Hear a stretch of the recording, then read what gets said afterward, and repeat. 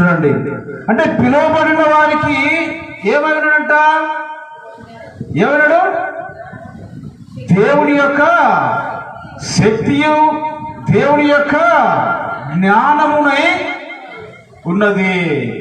అంటే పిలువబడిన వారికి అందరికీ కూడా దేవుని యొక్క శక్తి దేవుని యొక్క జ్ఞానమై ఉన్నది. పిలువబడిన వారికి వెర్రితనముగా ఉన్నట్టుగా మనము చూస్తున్నాము.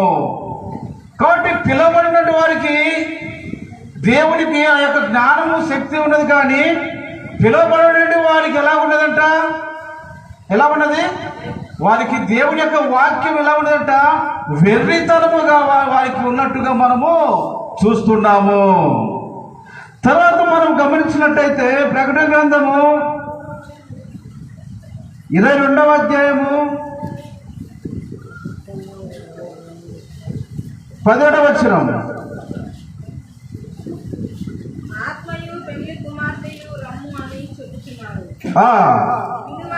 రమ్ము అని చెప్పవలను. చాలు. కాబట్టి దేవుడు ఏం చేస్తుంటే మనం అందరినీ కూడా ఆయన దగ్గరికి రమ్మని, పెళ్లి కుమారుని దగ్గరికి రమ్మని దేవుడు ఆయన చెప్పుచున్నట్టుగా మనము చూస్తున్నాము. కాబట్టి అనేక సందర్భాల్లో దేవుడు వాక్యం ద్వారా సువార్త ద్వారా దేవుడి దగ్గరికి రమ్మని ఆయన పిలుచుకున్నట్టుగా ఆయన పిలుస్తున్నట్టుగా మనము చూస్తూ ఉన్నాము. రోమపత్రిక 11వ అధ్యాయము 29వ వచనం చూసినట్టయితే మనము, ఏలనగా దేవుడు తన కృపావరముల విషయంలోను పిలుపు విషయంలోను పశ్చాత్తాప పడడు. కానీ దేవుడి యొక్క పిలుచుకున్నటువంటి విషయంలో ఆయన పశ్చాత్తాపాన్ని ఆయన పడడు. కాబట్టి ఆయన మన అందరినీ కూడా పిలవటానికి ఆయన వెనుకాడున్నట్టుగా మనము చూస్తున్నాము. కాబట్టి ఆయన పిలుచుకున్న విషయంలో ఆయన ఏమంటే పశ్చాత్తాప పడడు. కానీ మనమే దేవుని దగ్గరికి పోవటానికి మనము భయపడుతున్నట్టుకుంటాము. దేవుని దగ్గర పోవటానికి మనము ఆసక్తి చూపించము. దేవుని దగ్గర పోవటానికి మనము ఆశ కలిగి ఉండము.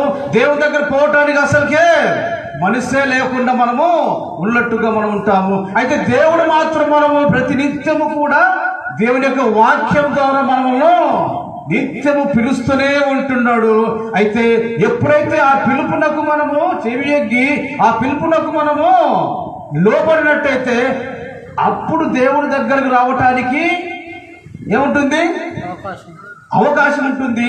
నువ్వు దేవుని మాటకు లోపడుకున్నట్టయితే, దేవుని మాటకు నువ్వు అంగీకరించకపోతే, దేవుని మాటను నువ్వు పట్టించుకోకుండా చెవియకుంటే ఆ మాటకు నువ్వు లోబడేటువంటి స్వభావం నీకు అనేది ఉండదు.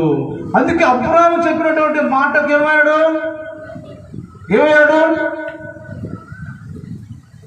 ఎబ్రీ పత్రిక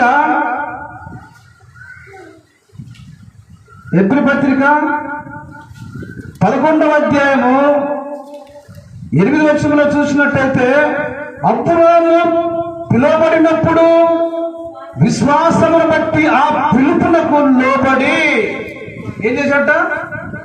దేవుడు పిలిచినప్పుడు ఆ పిలుపునకు ఏం చేశాడు? అబ్రాహాము లోబడిండది. కాబట్టి లోబడిండు కాబట్టి ఏమైపోయింది? అతని విశ్వాసమునకు